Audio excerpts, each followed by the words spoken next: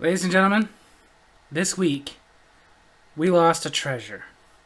This week, at 66 years old, Kevin Conroy passed away.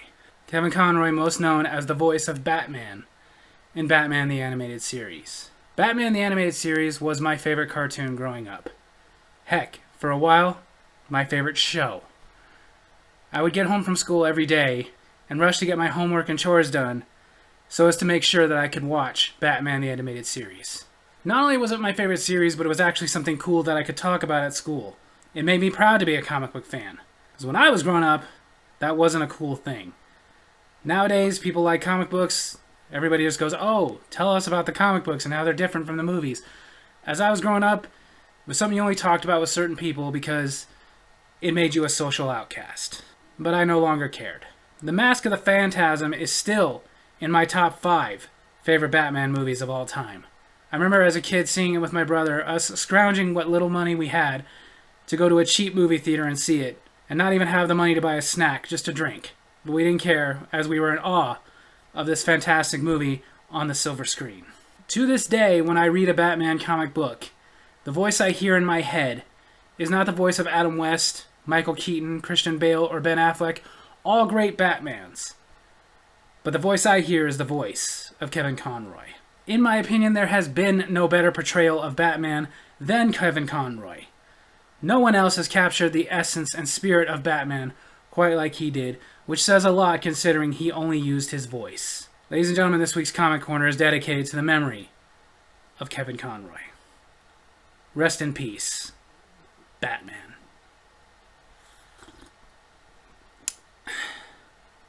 I'm Davey. I'm awesome. And welcome to the Comic Corner, where you guys make comments on my videos and I respond every week.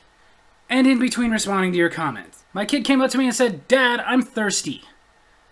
I said, hello, thirsty. I'm Batman. So kicking it off this week with last week's Comic Corner, the Cakes and Pies Corner.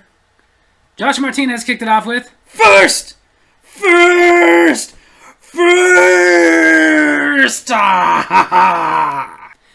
Is it really that exciting to you guys to be first? Then Josh Martinez commented, you called it cakes and pies. It was supposed to be cakes and pies, cakes and pies. You monster. Are you never satisfied? Then Josh Martinez commented, this is the last comment I'm making on this video. That meant it wasn't. Because then Josh Martinez commented, no, this one is. This is definitely the last. Paul Jetto replied to him, you sure about that? And technically it wasn't, as Josh's alter ego J-Spud commented, I have a question for you, Mr. Awesome Davey. No particular reason, but as you are a gentleman who is solitarily challenged, i.e. married with children, have you ever had a teen romance comedy movie moment before? I have. It was awful. She was leaving the country to marry some fellow from Georgia. Not the state, but the faraway West Asia, possibly Eastern European country. Anyway, I tried to stop her in the terminal to profess my love. I laid it all out. I said, Gerhardt. She was named after her father. Gerhardt, I don't have much to offer. I'm not a proud man per se. I'm skinny all over, hairless, wheezy. I sneeze in my sleep. I'll never be the lover he is. But ED, or as I call it, selective genital mutism, is a serious thing. But it doesn't have to be a deal breaker. It's just one less mess to worry about. But if you stay and don't get on that plane, then I can almost promise a basement at my parents' home with your name on it. Rent due on the 3rd of each month. What do you say, sugar substitute? Needless to say, there was no applause, and she had me arrested for violation of the terms given by the restraining order. My heart was broken yet again, but I've never given up. Someone's got to rent that basement, and somewhere I know she's out there waiting for a below-mediocre life with a 5'2" hypochondriac who regularly checks his stool for blood. I just know it. That's quite a teen movie moment. You know why Batman doesn't go on nature walks? He hates poison ivy.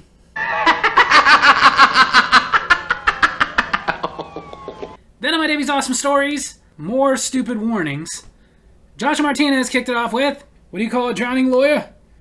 2 figs if I know. I just know I'm first! Then Josh Martinez commented, I was wondering why the ball kept getting bigger and bigger. And then it hit me. I got fired from my job at the bank today. An old lady came in and asked me to check her balance, so I pushed her over. Sometimes I tuck my knees to my chest and lean forward. That's how I roll.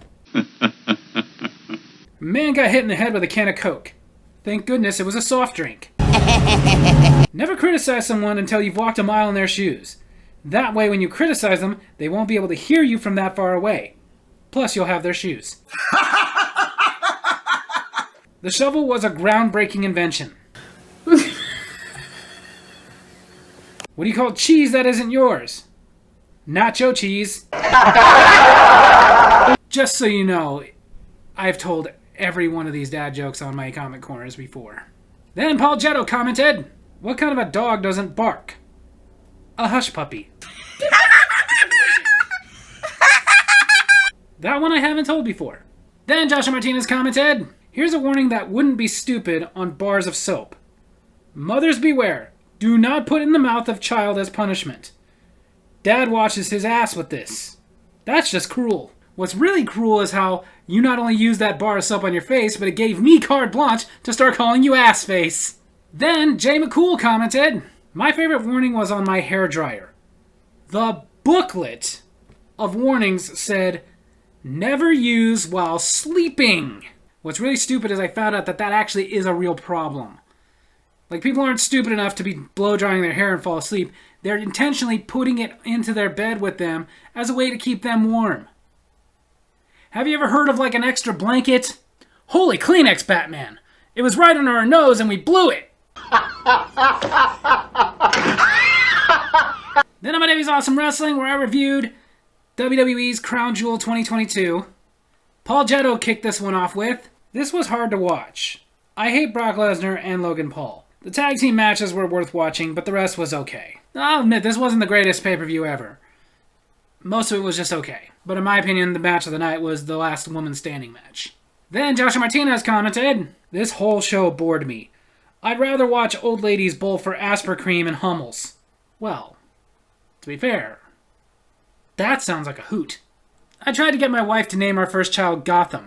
That way, in the middle of the night when he was crying, she could have rolled over to me and said, Gotham needs you.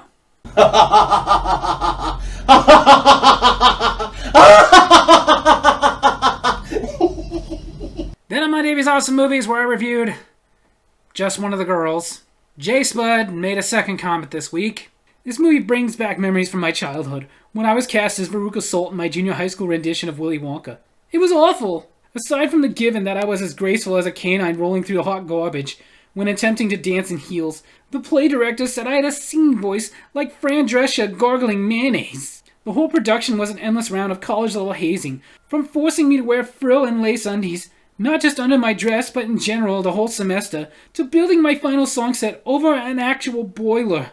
It was by the grace of Jon Stewart that they didn't light the boiler that day, not for lack of trying. I found out later they even stink palmed their hands and wiped them over the snozberries on the wall before making me lick them. I ended up with pink eye and pink tongue because of the foulness.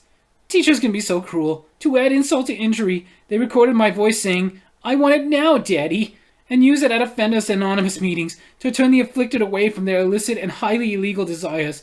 They called me Pippi Wrongstockings. Seriously, dude, get help. Then Paul Jetto commented, I've seen Just One of the Guys, never knew they made a sequel. I need to watch this movie, but first I'm going to need therapy after reading J Spud's comment. Want the name of a good therapist? Then Joshua Martinez as himself commented, first off, I remember this movie and how weirded out I was at the end of the movie when he's performing with his band. His bully gives him that boyfriendish smile and a head nod. Second, finally! I finally found an upskirt shot of Supergirl in the movie. Good for you. You know the best part of a Batman joke? The punchline.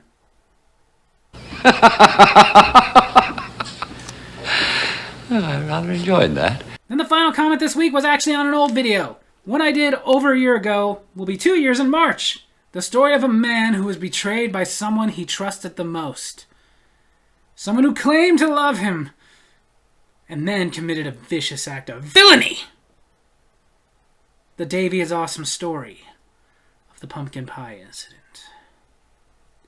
Jay McCool commented on it. I have watched this 3 times, and I have always wondered, did you ever get your revenge? Oh, yes. Yes, Jay McCool, I did, in fact, get my revenge. But after reading your comment, I decided I am not going to tell the tale of my revenge on the Comment Corner. For that tale, you will have to tune in tomorrow, where I will tell you about a story of redemption.